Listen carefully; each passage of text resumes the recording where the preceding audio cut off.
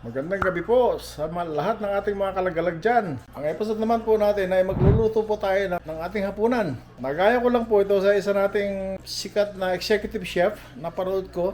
So, gagayahin po natin. Tingnan natin kung kaya natin gayahin. Pero bago po ang lahat, ay salamat po sa lahat ng mga kalagalag natin dyan, mga subscriber. Papasalamat po ako ng marami sa inyo. At sa mga bago pa lang makaparood po nito, ay beke naman. Pwede kong i-request na mag-subscribe na rin po kayo. Malaking bagay po ito para sa aming mga content creator. Maraming salamat po. Ito, magluluto nga po tayo ng isang putahe na tinatawag na pork humba. Pork humba po. Kick off, hit play, come on, let's go! So Devo Adventures on your screen in a glove. Watch and spoil the channel, you see the fun unfold. Food trips, travel, and mission stories getting told. So Devo Adventures, the death row. See what a future she forms today. From tasty bites to the waves that roll. So Devo Adventures, let's go! Ito po yung mga ingredient po natin. Tingnan nyo po. Siyempre, pork. Kailangan po natin ay pork.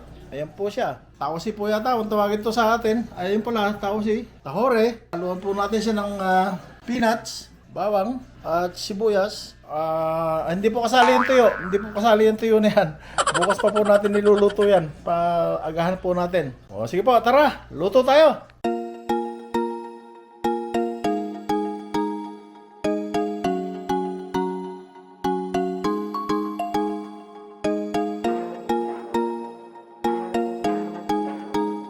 Yan lang po. Ganyan lang po yung size. Hindi masyadong mataba, hindi masyadong manipis. Kailangan lang ba?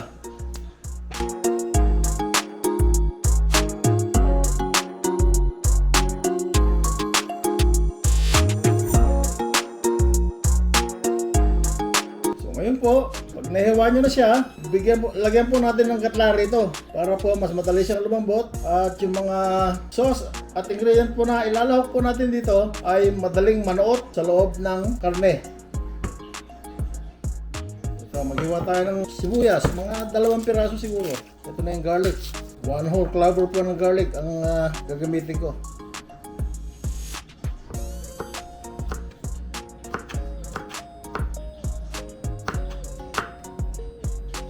Set aside po natin yung bawang. I-dice naman po natin itong sibuyas. 2 sibuyas po.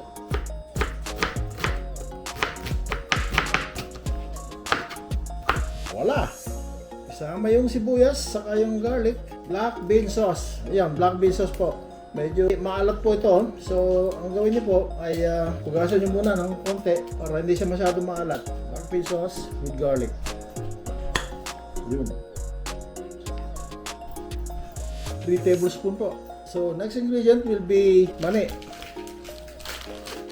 Pampasarap din yan siguro. Ito po, nakita ko yung vinegar, kababad ng sili, pero medyo masarap-sarap ng konti. Medyo may anghang siya. Mga 7 to 10 tablespoon po. Oyster flavored soy sauce. 2 to 3 tablespoonful ng oyster flavored soy sauce. And then, soy sauce. Ang nire-recommend ko po ay kung gaano karami yung suka na nilagay nyo, roughly about 10 to 12 tablespoonful. Kalahati po nito ng soy sauce ang ilalagay nyo sa amount ng vinegar na nilagay nyo. Depende po sa panlasa nyo. Lagyan po natin siya nito. Magic sarap. Tapos na po natin mailagay yung mga ingredient. Ayan. Malinis naman po kamay ko. So, kakamayin ko na po. Para mas madali. Minamarinate, ayan mo, imamarinate po siya natin ng mga 10-15 minutes. Ito po, itong minarinate natin karne. Ito po natin 1 minute. Lagyan natin ng konti mantika. Unang salang.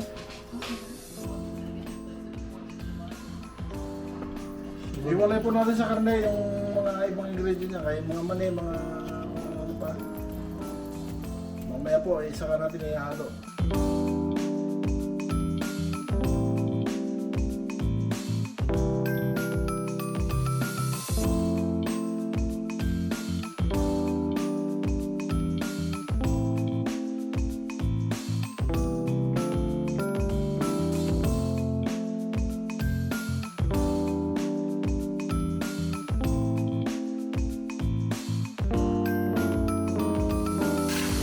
Yan po, golden brown na po siya. So, pwede na natin balik na rin. Yan lang po. Yan. Yan natin mag-golden brown. Kabilaan. Yan po. Kaya yan. Wala natin siya ahunin.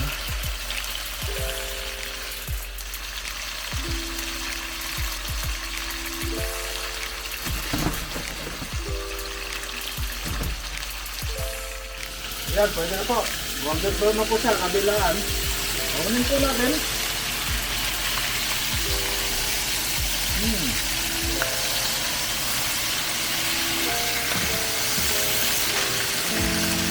Smell the aroma right here. It's good, eh? Yup. Yan po, nagkakala tayo ng cameraman. Ako pong... Mamaya po, makikita nyo. Nagtutog na rin ko sa bababit ko na gusto nga. Unang salang. Half cook. You wanna know what this is called? What? It's originated from the Visayas of this archipelago. It's one of the major 3 islands in the Philippines. And they call it humba. Humba. You can also do this with beef. But thing is, for the beef, they only use the skin. So it takes a lot longer to cook it. Unlike this, the pork. I think you're gonna get a better result from pork instead of from cow skin, cattle skin, or beef skin, what have you. I think so too. Yeah. For sure. Ihalo na po natin yung ibang ginolden brown natin. Pumasok na yun natin.